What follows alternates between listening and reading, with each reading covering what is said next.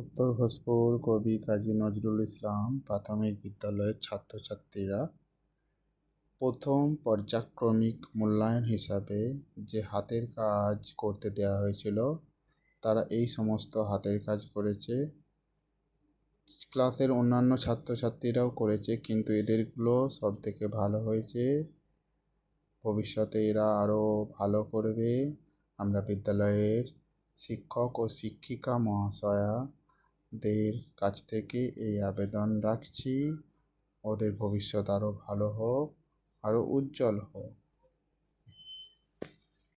এই হাতের কাজগুলোতে ওদের বাবা মা একটু করে সাহায্য করেছেন এবং এই সমস্ত ছেলেদের মেয়েদেরকে ছাত্রছাত্রীদেরকে সবাই হাততালি দিয়ে অভিনন্দন জানাচ্ছে।